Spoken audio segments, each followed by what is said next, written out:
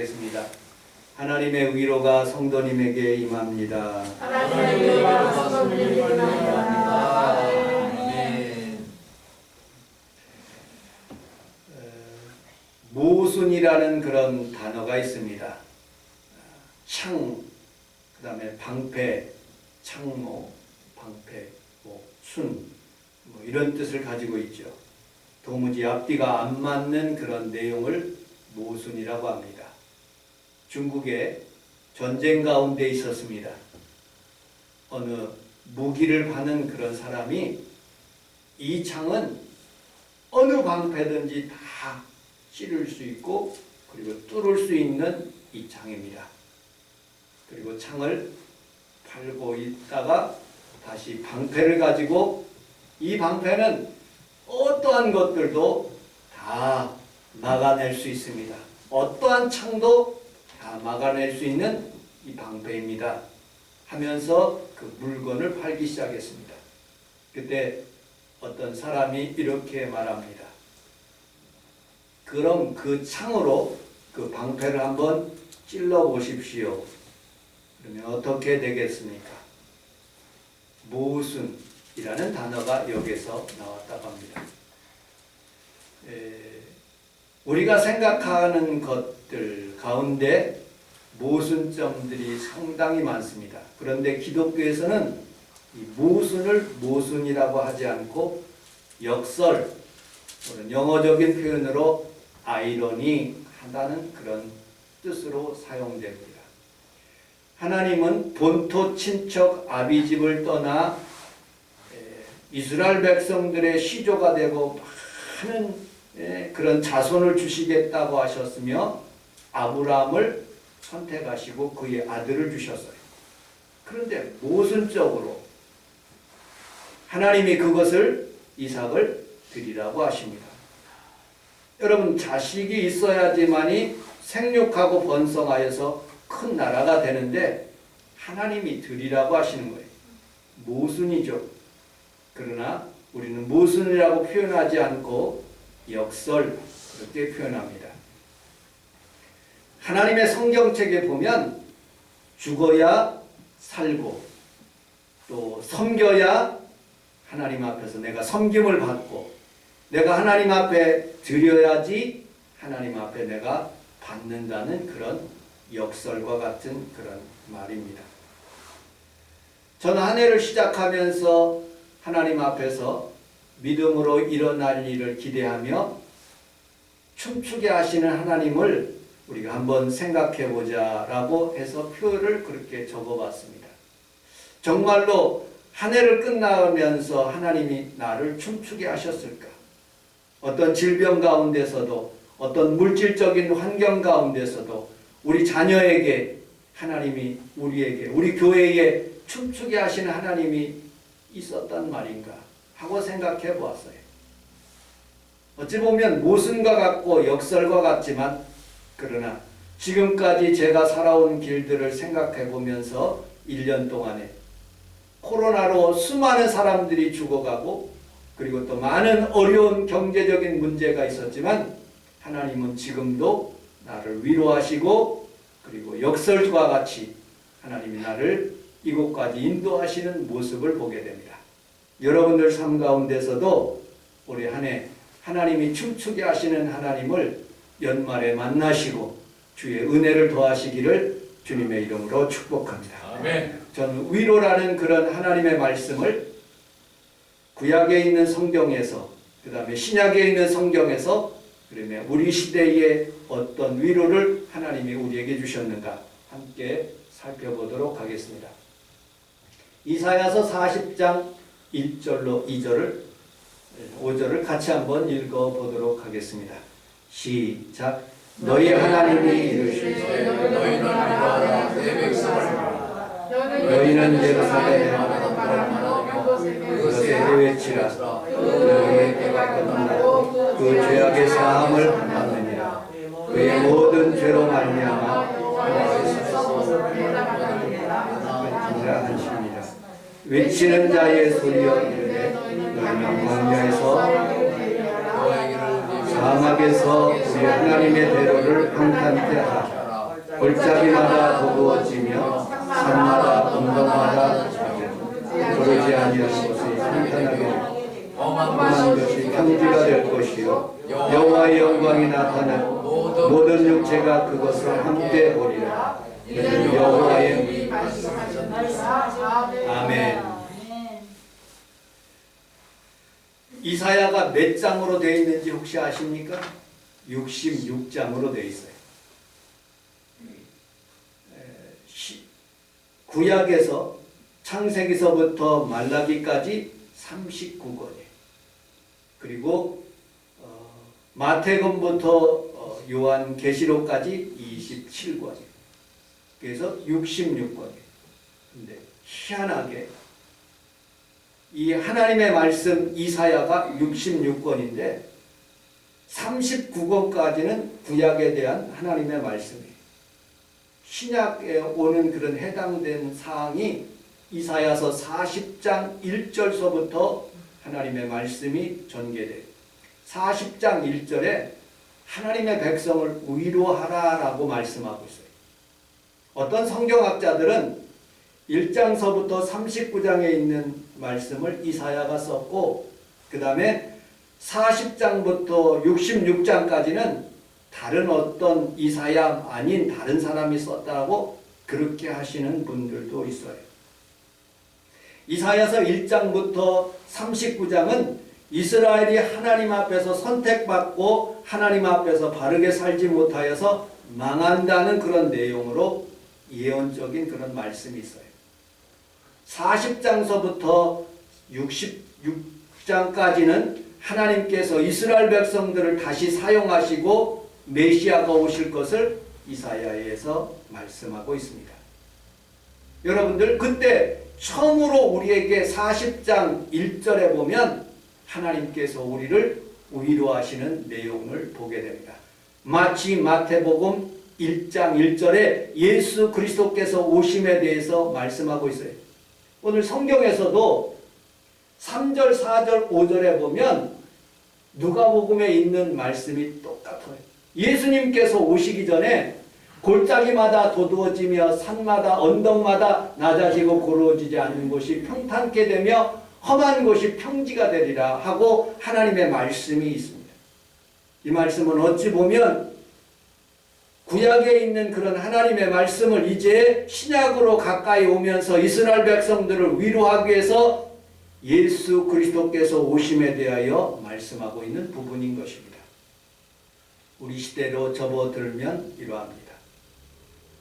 우리 시대를 가만히 살펴보면 많은 사람들이 우리나라의 최고의 많은 사람들이 전 세계에서 제일 많이 젊은이가 죽는데 왜 죽을까 한번 곰곰하게 설교하다가 생각해 봤어요. 우리 시대는 그냥 공부에 그렇게 별로 그렇게 경쟁이 없었는데 지금은 아이들이 다 같이 공부해요. 필리핀에 가면 노는 아이들이 많은데 우리나라 애들은 노는 애들이 없어. 다 학원 가고 공부하고 열심히 머리를 써요. 그러니 경쟁하다가 이 머리 그리고 또 경쟁에서 탈락한 아이들이 참 스스로 자살하는 그런 아이들이 많아요. 여러분들 공부만 잘하는 것이 아니에요. 다른 어떤 무슨 미용도 하고 또 미술도 하고 뭐 피아노도 치고 축구도 하고 다른 것들도 해야 되는데 오직 공부로만 아이들이 경쟁하기 때문에 스스로 자살하는 사람들이 상당히 많은 모습을 보게 됩니다. 차라리 나는 우리 젊은이들이 자살하지 말고 해외 나갔으면 좋겠어요. 다른 어떤 우리 사모가 가르치는 아이가 있는데 홍씨라는 아이가 있는데 그냥 짧은 치마 입고 그냥 뭐 폼 내면서 이렇게 하면서 막 적응하지 못한 아이가 고등학교 가면서 미용을 배우고 거기에서 선도위원이 돼가지고 사람을 그냥 얼마나 즐겁게 기쁘게 인생을 살아가면서 행복하게 그렇게 사는 그런 모습을 보게 됩니다. 여러분들 우리는 우리 하나님 앞에서 그동안에 안 됐고 코로나로 고생하는 성도들에게 우리 하나님의 위로가 있어 다시 힘을 얻는 귀한 성도들이 다 되시기를 주님의 이름으로 축복합니다. 아멘. 우리 젊은이들이 얼마나 힘들으면 아이를 안 낳아요. 정부에서 내년부터 1월 1일 출생하는 아이부터 70만 원씩 준대. 인터넷에 보니까. 그래도 안 낳을 것 같아요. 왜냐? 70만 원만 들어가는 게 아니에요, 아이가. 얼마나 많은 사람들이 경쟁하고 이기기 위해서 노력하기 때문에 스스로 도태되는, 그리고 물질이 많이 들어가는 아이의 교육 때문에 힘들어하는 우리 자녀들에게 하나님의 위로와 축복이 여러분들 자녀에게 늘 넘쳐나기를 주님의 이름으로 축복합니다. 아멘. 우리 주님께서 이 땅에 오셨어요. 영접하는 자, 곧 그 이름을 믿는 자들에게 하나님의 자녀되는 권세를 주시겠다고 약속하면서 우리 주님께서 이 땅에 오셨는데 그들은 영접지 않았어요. 그래서 하나님의 구원이 이방인들에게 임하였고 이방인들을 통해서 이렇게 말씀하고 있습니다. 하나님이여 사슴이 시냇물을 찾아 갈급함같이 내 영혼이 주를 찾기에 갈급하나이다. 내 영혼아 내가 어찌하여 낙심하여 어찌하여 내 속에서 불안해하는가. 너는 하나님께 소망을 두라. 그가 나타나 도우심으로 말미암아 내가 여전히 찬송하리로라고 말씀하고 있어요. 우리 함께 따라하겠습니다.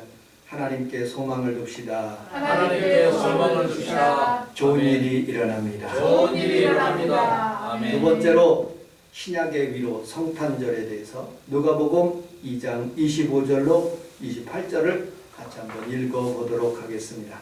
시작. 예루살렘에 시몬이라는 사람이 있으니 그 사람은 이름을 영원하여 이스라엘의 위로를 기다리더라. 성령이 그에게 계시더라. 그가 주의 그리스도를 보기 전에는 죽지 아니하리라 하는 성령의 지시를 받았다니 성령의 감동으로 성전에 들어가며 마치 부모가 율법의 구일벌대로 행하고자 하여 그 아기 예수를 데리고 오는지라. 시몬이 일어나고 하나님을 찬송하여. 아멘. 예루살렘에 시몬이라는 사람이 있으니 이 사람은 의롭고 경건한 사람, 이스라엘의 위로를 기다리는 자라. 이스라엘 사람들이 로마의 침략을 받아서 어려움을 당하고 있는데 이스라엘의 위로를 메시아 되는 그분을 기다리고 있는 중이었었어요. 그때 하나님의 위로가 임한 모습을 보게 됩니다. 그분이 바로 예수님인 거예요. 오늘 여러분들의 하나님 앞에서 기다리고 하나님 앞에 소망을 두는 그 상황 가운데 예수님의 위로가 임하시기를 주님의 이름으로 축복합니다. 아멘. 시대마다 악한 사람이 있을 뿐만 아니라 선하고 그리고 복된 착한 사람도 있는 것 봅니다. 이스라엘의 위로 그 가운데서도 이 시므온과 안나 같은 사람들이 하나님의 위로를 기다리는 모습을 보게 됩니다. 이스라엘에게 예수 그리스도를 보내셨는데 그들은 영접지 않았어요. 그래서 하나님의 위로가 이 로마에게 임한 것 그리고 또 모든 전 세계에 임하여서 모든 위로가 온 세상에 퍼져나갈 수 있도록 하나님께서 하시는 모습을 보게 됩니다. 진정한 위로는 여러분 영적인 위로, 여러분 그것이 진정한 위로인 것을 믿으시기를 주님의 이름으로 축복합니다. 아멘. 우리 선교사님들이 무슨 위로를 받고 싶을까 곰곰이 한번 제가 설교를 준비하면서 생각해 봤어요. 김종국 목사님과 윤정열 목사님 모델 선교사님이 물질이 굉장히 많아지는 것에 위로를 받을까 하고 생각해 봤어요. 아닐 거라고 생각해요. 물질을 벌려면 아마 한국에서 열심히 장사하든지 이곳에서 목회를 하든지 했어야 되는데 모든 것을 다 버리고 사모님과 함께 그 필리핀에 가게 됩니다. 그런데 하나님께서 그 선교사님들에게 위로를 주시려고 한다면 무슨 위로를 주셨을까? 성령이 그들에게 임하고 그 선교사님들에게 임하여서 하나님의 말씀을 잘 증거함으로써 하나님께서 주시는 교회들, 하나님께서 주시는 목양지를 하나님의 위로로 말미암아 잘 부응하고, 그리고 또 자기에게 병이 있다면 그 병을 치료받는 그런 위로가 임하지 않았을까 하는 그런 생각을 해보았습니다. 여러분들, 물질적인 위로는 단순한 위로예요. 영적인 위로, 여러분들에게 오늘 이 아침에 임하시기를 주님의 이름으로 축복합니다. 아멘. 부자와 나사로의 그런 예가 바로 그러한 것입니다. 그들은 한평생 이 땅에 살아가면서, 부자는 참 물질적인 그런 축복을 받으면서 많은 좋은 것을 먹었어요. 그러나 나사로는 아무것도 없이 거지로 헌대를 긁으면서 그 부자에서 상에서 떨어지는 그런 음식을 먹고 한평생 살다가 하늘나라에 간 거예요. 그리고 그들에게 하나님 앞에서 어떤 위로가 있는지 누가복음 16장 25절을 같이 한번 읽어보도록 하겠습니다. 시작. 아브라함이 이르되 너는 살았을 때 좋은 것을 받았고 나사로는 받았으니 이것을 기억하라. 이제 그는 더 이상 위로를 받고 괴로움을 받느니라. 너는 괴로움을 받느니라. 우리 함께 따라하겠습니다. 하나님의 위로가 하나님의 위로가 제일입니다. 제일입니다. 아멘. 여러분들, 많은 사람들이 그렇게 얘기해요. 목사님, 죽어봐야 되지 않겠습니까? 천국에 가봐야 되지 않겠습니까? 현실적으로 봤을 때 우리의 눈에 보이는 것은 다 현상밖에 없는데 무슨 위로가 이 땅에 있어야 됩니까? 하고 질문할 수가 있어요. 죽어봐야지 뭐 천국에서 위로가 있지 않습니까? 하고 그렇게 묻는 분들이 있을 수 있어요. 그러나 분명하게 말씀드릴 수 있어요. 저는 성경을 믿습니다. 그 성경에 있는 말씀이 오늘도 우리 삶 가운데 이루어지고, 앞으로도 하나님 나라에 가면 꼭 그대로 하나님의 위로가 여러분들 아브라함 품에서 임하게 되는 것을 믿으시기를 주님의 이름으로 축복합니다. 아멘. 세 번째, 우리 고린도 후서 1장 4절로 6절에 있는 말씀, 우리 시대의 위로 한번 읽어보도록 하겠습니다. 시작. 우리의 모든 환난 중에서 우리를 위로하사 위로하는 하나님께만 경외로서 모든 환난 중에 있는 자들을 위로하게 하시리라. 그리스도의 고난이 우리에게 넘친 것 같이 우리가 받은 위로로 그리스도로 말미암아 넘치는도다. 우리가 환난 당하는 것도 너희에게 위로를 얻게 하는 것이요, 우리가 위로를 받는 것도 이 위로가 너희 속에 역사하여 아멘. 여러분은 고린도후서를 이렇게 열면 1장에 보면 위로 무려 10번이나 나와요. 2장에 가면 여러분들 성경을 보면 고민 그렇게 해서 계속 고민이 나오는 거예요. 왜 고린도후서 1장에서는 하나님께서 고린도 교회에다가 그런 위로의 말씀을 주셨을까?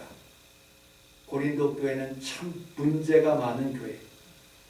4분의 1 나눠가지고 예수님파, 바울파, 아볼로파, 베드로파, 게바파 이렇게 각각 나눠져가지고 서로 싸우는 거예요.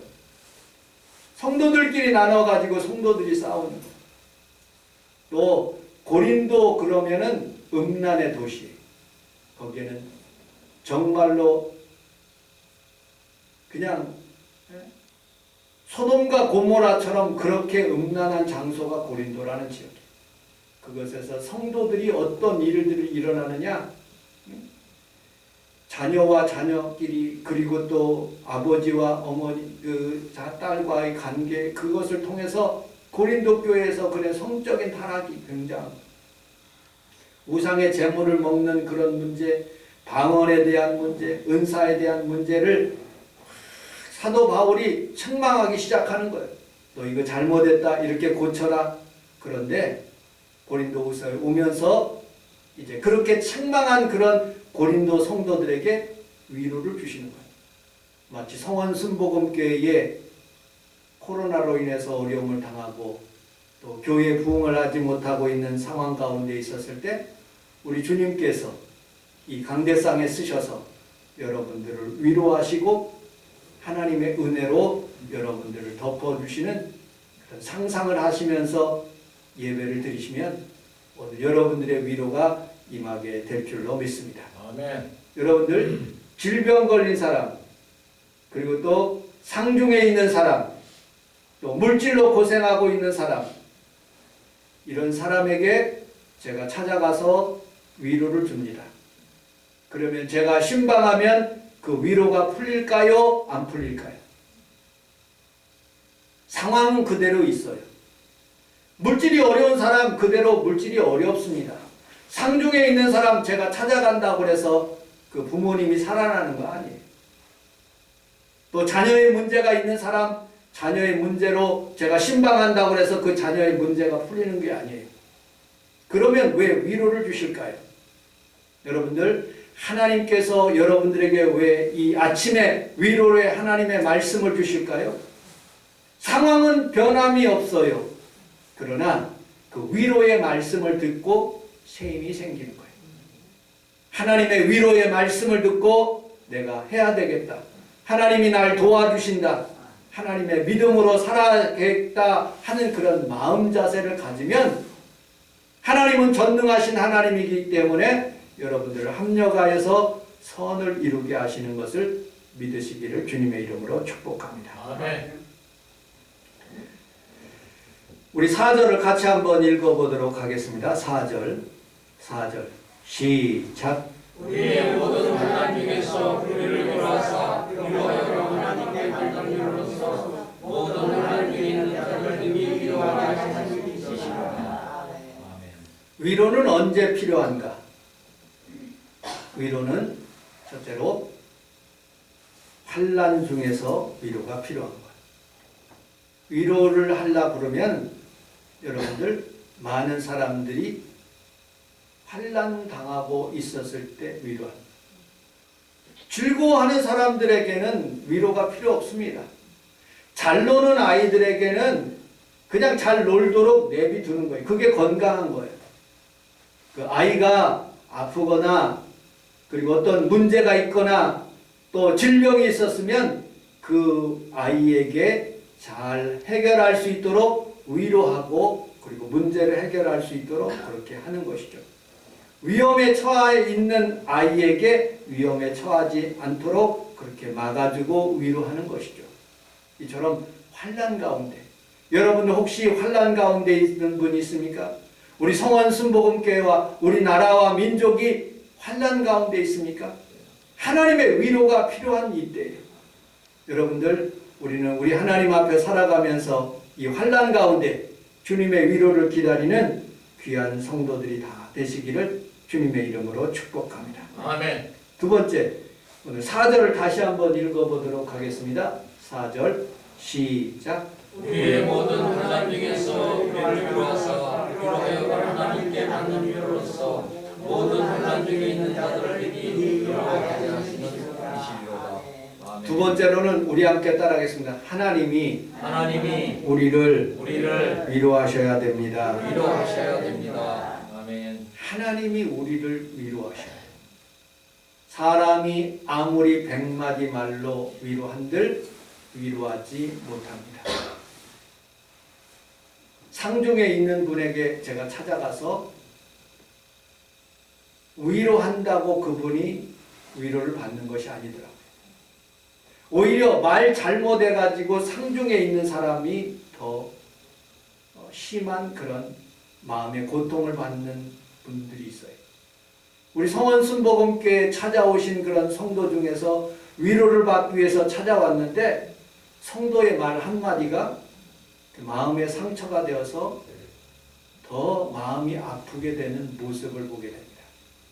여러분은 사람이 가까이 가서 무슨 말을 한다고 해서 위로가 되는 게 아니에요. 꼭 하나님의 말씀으로 저들을 위로해야 돼요. 그게 힘이 돼요. 욥을 보십시오. 욥이 고난당하고 있어요. 자녀, 그 다음에 자신의 질병, 그리고 모든 환경 가운데 어려움을 당하고 있어요. 그때 욥의 친구들이 찾아와요. 처음에는 말이 없었어요. 그에게 위로가 됐습니다. 되게 말이 없는 것은 위로가 되는 거예요. 그런데 말을 하기 시작하는 거예요. 너 하나님 앞에 범죄했기 때문에 너 하나님께서 이렇게 어려움 준 거야 하기 시작하니까 욥도 성질이 나기 시작해요. 사람의 말로 위로하니까 욥도 막 잘못 얘기를 하다가 하나님께 대하여 잘못 그렇게 범죄하는 그런 얘기도 할 수 있는 거예요. 여러분 절대로 사람의 말로 다가가서 위로하는 것이 아니라 하나님의 주시는 은혜의 말씀을 통해서 여러분들이 위로를 받으시기를 주님의 이름으로 축복합니다. 아멘. 여러분 시편을 읽는 이유가 고난 가운데 있고 또 상처 가운데 있고 또 힘들어온 사람들 가운데 시편을 읽는 이유가 있어요.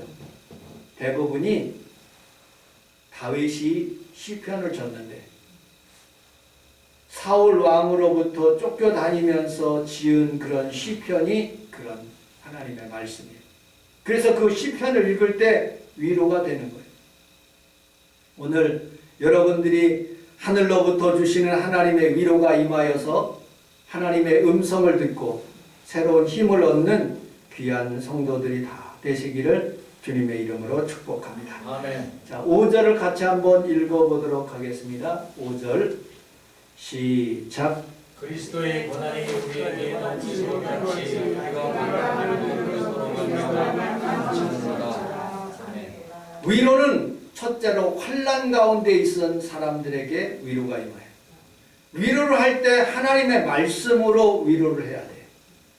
세 번째, 그리스도의 고난을 기억하면서 위로해야 돼요. 여러분들 십자가를 이 강대상 위에 가운데 둔 이유는 무엇일까요? 십자가는 세상에서 가장 어려운 그런 사형 집행 도구예요.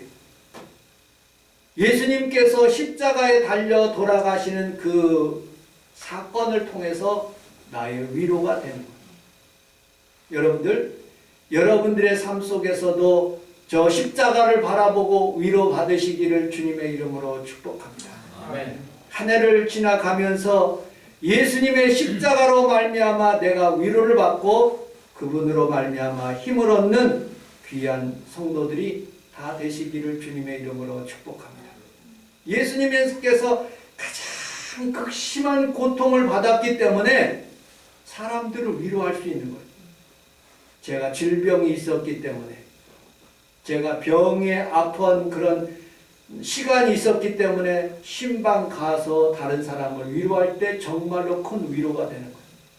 내가 물질적으로 어려움을 당하고 있는 상태에 있으면 다른 사람에게 물질적인 어려운 상태에 있는 자들에게 가서 위로를 할 수가 있는 거예요. 여러분들 그리스도의 고난으로 말미암아 셈을 얻고 또 여러분들이 하나님 앞에서 십자가를 바라보며 그 노병을 바라본 것처럼 예수님을 바라봄으로 오늘 이 아침에 여러분들의 위로가 넘쳐나기를 주님의 이름으로 축복합니다. 아멘. 결론. 코로나가 이제 끝나가고 있습니다. 그런데 코로나 끝난다고 모든 것이 끝난 게 아니더라고요. 4가지 고가 있습니다. 4고, 3고가 아니라 4가지 고. 고물가.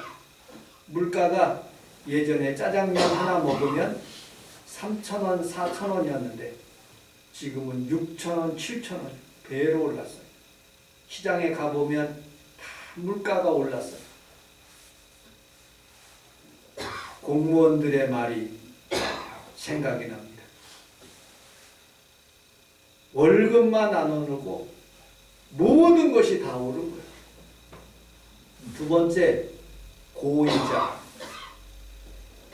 우리 교회도 이자를 내야 되는데 문자가 왔어요. 예전에는 3.7% 이자를 내라고 그러는데 지금은 5.7. 7%까지 내라는 거예요. 이자가 한정없이 올라가요. 더 큰 사람들의 어려움이 어떤 사람들이 어려운지 아십니까? 어저께 뉴스를 보니까 아파트를 여러 채 산 거에 빚내가지고 그러면 7%만 예전에는 3.2 그렇게 내다가 잘 팔릴 줄 알고 아파트를 여러 채 산 거예요. 이자로 그 사람이 어려움을 당하다